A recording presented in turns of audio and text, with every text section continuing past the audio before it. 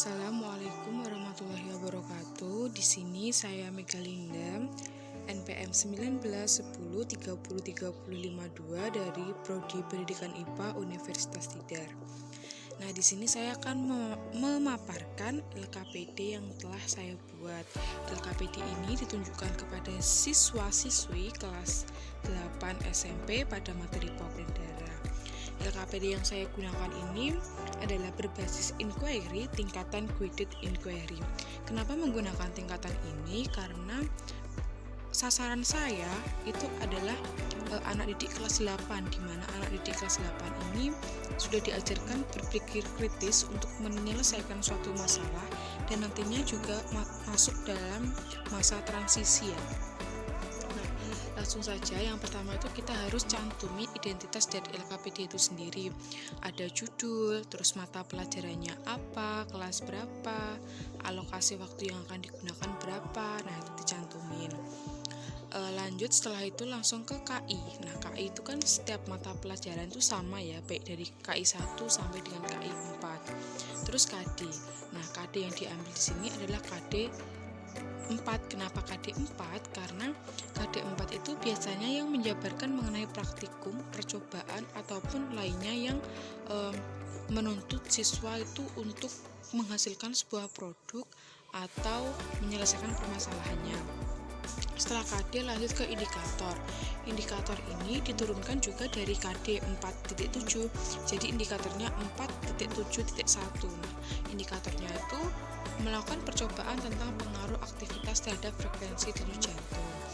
Begitupun tujuannya itu untuk menjelaskan dan menyajikan nanti hasil percobaannya.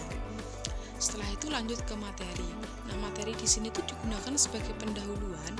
Jadi siswa diberi pendahuluan agar pikirannya tuh kritis, agar itu terbuka, memancing pikiran kritisnya. Jadi di sini tuh disampaikan apa itu denyut nadi, terus kenapa kok bisa dihitung, terus kenapa kok sama dengan denyut jantung, cara menghitungnya.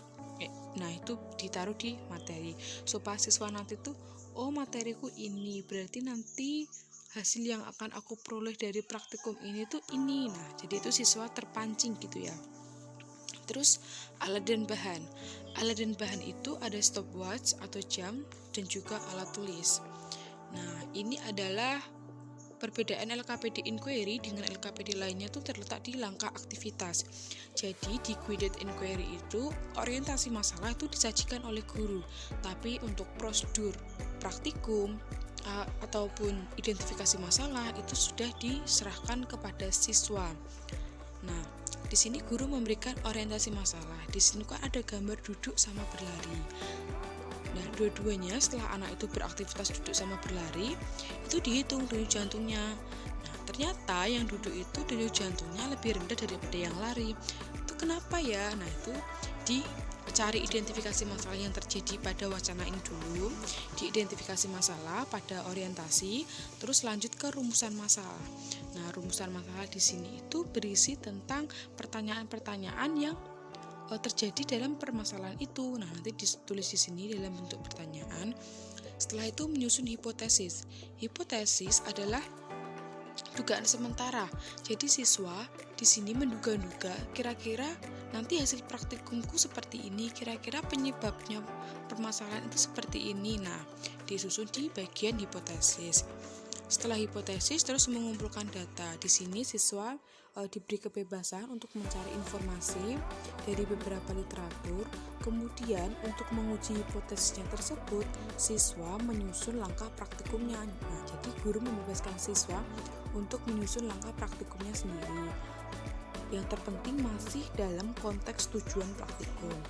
Terus ini hasil dan data.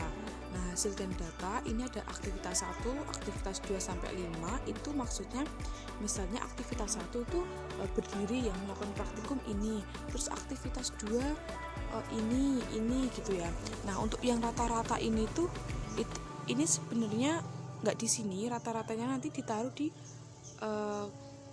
ini kolom paling bawah sendiri. Jadi enggak di sebelah kanan ya, tapi nanti di bawah.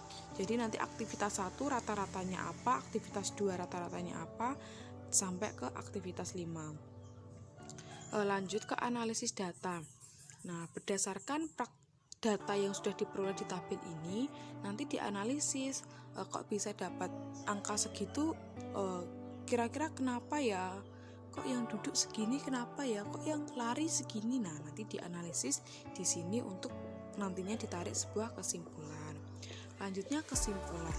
Dari metode inquiry sendiri itu diawali dengan orientasi masalah dan diakhiri dengan menarik kesimpulan. Nah, di sini siswa disuruh menyimpulkan hasil praktikumnya.